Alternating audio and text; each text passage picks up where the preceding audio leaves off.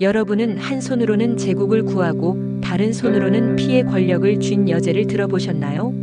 비잔틴 제국의 첫 여성 황제 아이린 황후는 아름다움과 잔혹함을 동시에 품은 역사 속 강렬한 인물입니다. 그녀는 아들을 죽이고 정적을 제거하며 제국의 왕좌에 올랐습니다.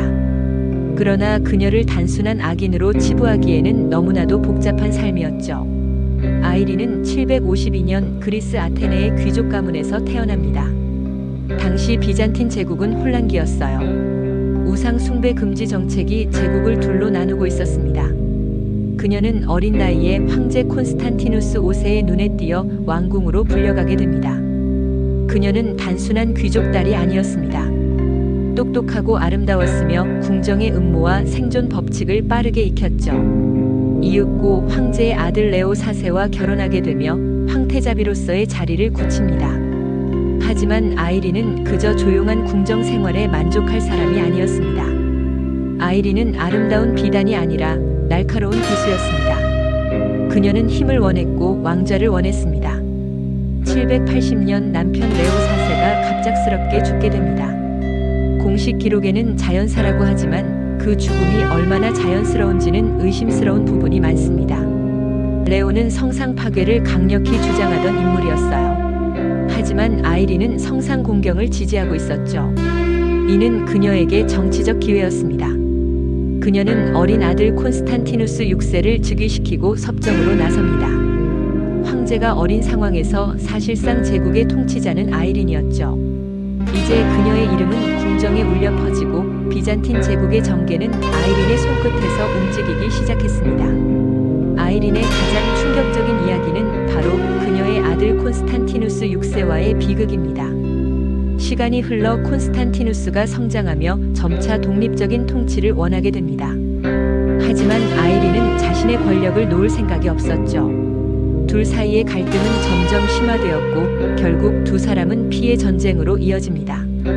그녀는 자신의 아들을 제거하기 위해 궁정 내 충성파를 모았고 결국 797년 그녀는 아들의 눈을 멀게 하라는 명령을 내립니다. 이 끔찍한 사건은 콘스탄티누스가 실명하며 사실상 죽음에 이르게 한 것으로 기록됩니다. 이는 아이린의 잔혹한 면모를 극적으로 보여주는 사건이었고 그녀의 명성은 어머니이자 살인자라는 이름으로 역사에 남게 됩니다.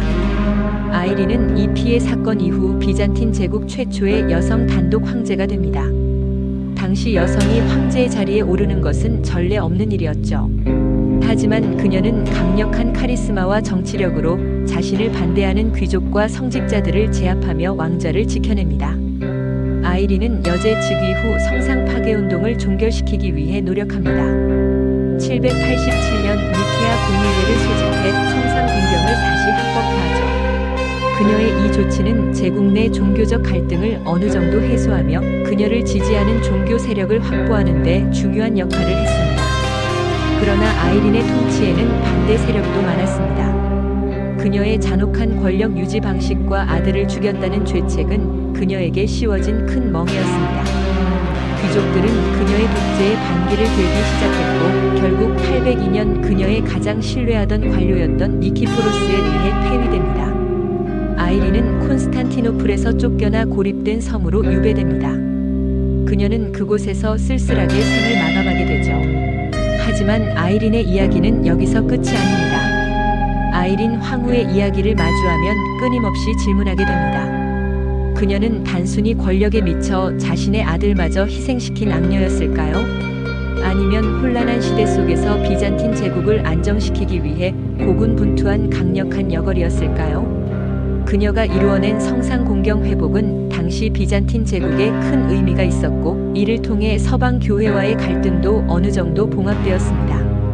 또한 그녀는 강력한 여성 리더십의 선구자로서 후대 여성 통치자들에게도 영감을 주었습니다. 그렇지만 그녀의 손에 묻은 피는 영원히 지울 수 없는 흔적으로 남게 되었죠.